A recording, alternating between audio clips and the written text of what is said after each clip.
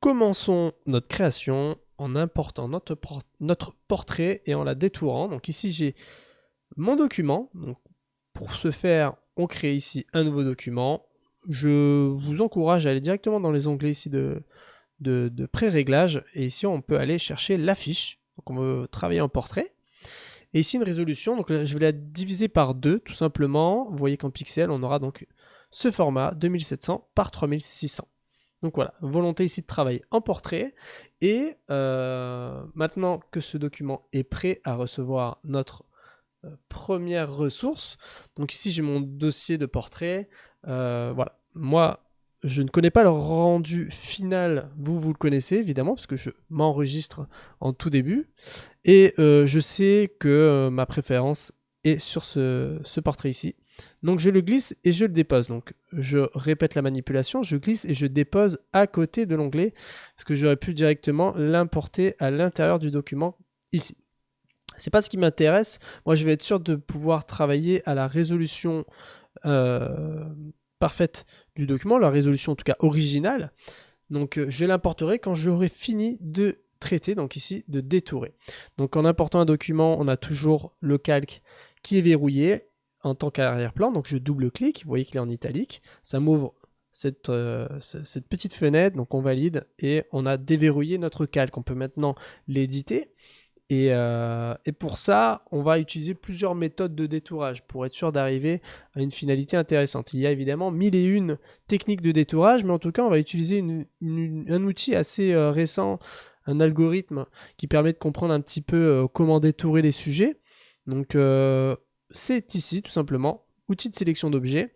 Et on va demander, ici, en cliquant sur le bouton « Sélectionner un sujet », tout simplement de faire ressortir notre portrait de son fond. Donc on clique une fois, il procède donc à l'algorithme et on voit qu'il y a déjà les 3/4 du travail. Je dis bien les 3/4 parce que si on fait ici le bouton sélectionner et masquer, on va pouvoir voir un petit peu avec différents affichages ici le travail qui a été fait. Alors le travail presque parfait, mais il va manquer comme ça maintenant de la petite retouche manuelle, déjà pour les cheveux qui sont très très durs, hein, comme vous pouvez remarquer, mais aussi à l'intérieur de la main, ici dans les cheveux. Et pour le reste, je pense qu'on laissera comme c'est. Donc, je vais me rapprocher. Donc, j'utilise les raccourcis CTRL et plus du pavé numérique pour avancer. Ou sinon, vous pouvez faire ALT. Restez appuyé sur ALT et faites la molette de la souris si vous avez une molette. Voilà, tout simplement. Sinon, j'appuie sur la barre d'espace pour me déplacer. Ça, c'est un petit peu comme ça partout dans Photoshop, hein. Maintenant, vous voyez qu'on a un outil. Et cet outil, si je fais clic droit, je peux choisir son épaisseur. Donc son épaisseur, je vais le mettre de façon à pouvoir prendre suffisamment de matière intérieure et extérieure. Et je vais comme ça faire le tour pour essayer de récupérer des détails sur les extrémités. Donc on essaie déjà de demander à l'outil en question de sélection de ramener un maximum d'informations. Et pour le reste, on le fera à la main.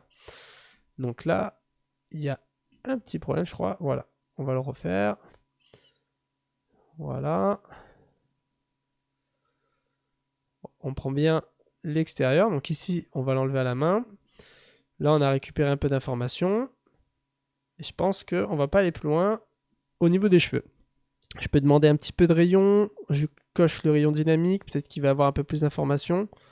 Si j'enlève, que je remets. Si je mets un tout petit peu de contour progressif. Allez, c'est très subtil. On va valider. Pour ça, maintenant qu'on a la sélection en pointillé, on va la bloquer sur notre image en cliquant ici sur le masque de fusion.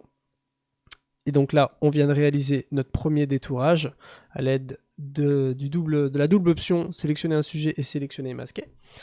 Maintenant ici, on va aller effacer cette petite zone un peu disgracieuse. Donc je sélectionne bien toujours mon masque de fusion, c'est là-dessus qu'on travaille, et je vais prendre le pinceau. Donc le pinceau, on va veiller à ce que son opacité soit à 100% pour qu'il puisse agir. On a ici le blanc et le noir, donc le blanc ajoute, le noir supprime, comme on peut le voir ici dans l'aperçu. Donc si j'appuie sur X, je peux switcher comme ça, de l'un à l'autre. Donc là, je peux supprimer, et si j'appuie sur le blanc, je peux ajouter. Donc je reviens en arrière.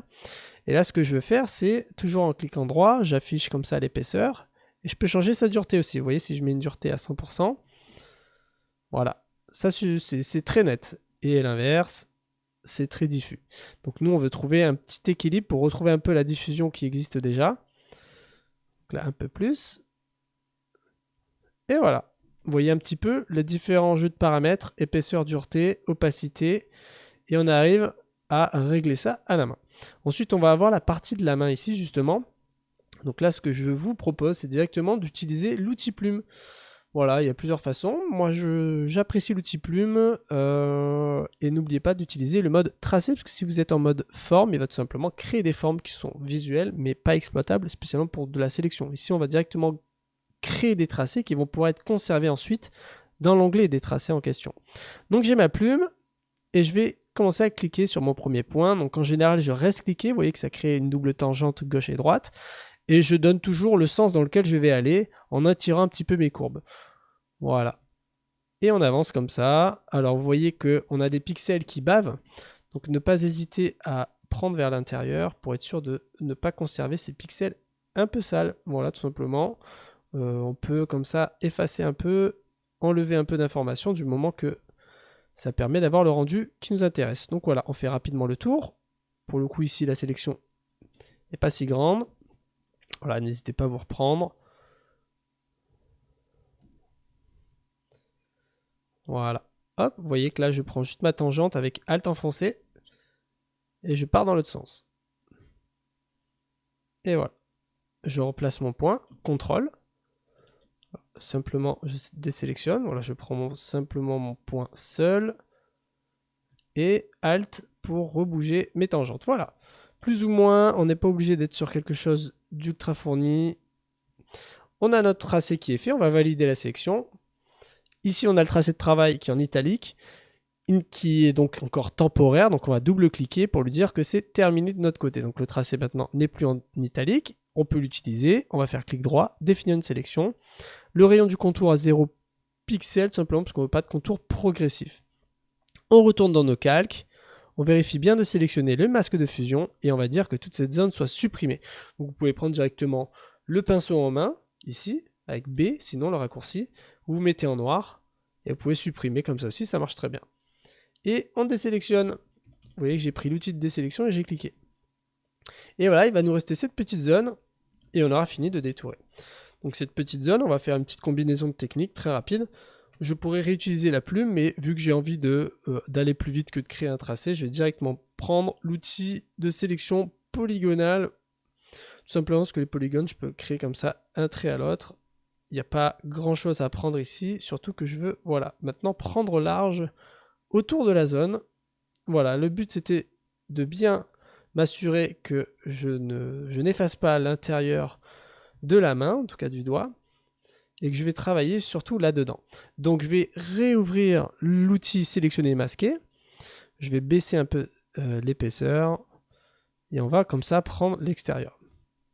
Donc rayon dynamique, on va un petit peu flouter, petit contour progressif, on fait OK, voilà. Donc là on a une sélection qui est faite.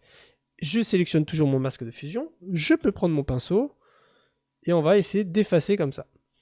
Alors, ça m'intéresse presque, donc je vais maintenant aller chercher d'ajouter, voilà, je vais réajouter, revenir sur le contenu, parce qu'on a bouffé un petit peu de pixels. Donc, hop, je le reprends directement, je mets un peu plus de dureté, et voilà. Allez, plus ou moins ça peut donner quelque chose. Donc là je pense qu'on n'est pas assez, ça n'a pas donné quelque chose de super intéressant, donc je vais juste un petit peu reprendre comme ça, de manière très diffuse. Vous voyez la dureté. C'est pas grave s'il y a un tout petit peu de couleur, parce que nous on va beaucoup retravailler les couleurs, en tout cas le but c'est ça. Donc voilà, allez.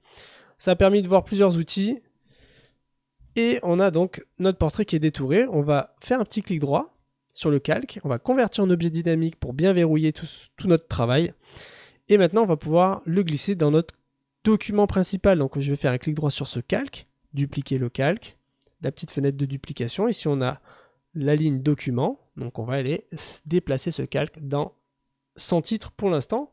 Je vais fermer cet onglet et me voilà donc avec mon portrait qui est correctement détouré. Vous voyez, si je fais un CTRL clic sur sa vignette, on a la sélection qui est active et bien transparent. voilà pour notre première étape. C'est notre matière principale.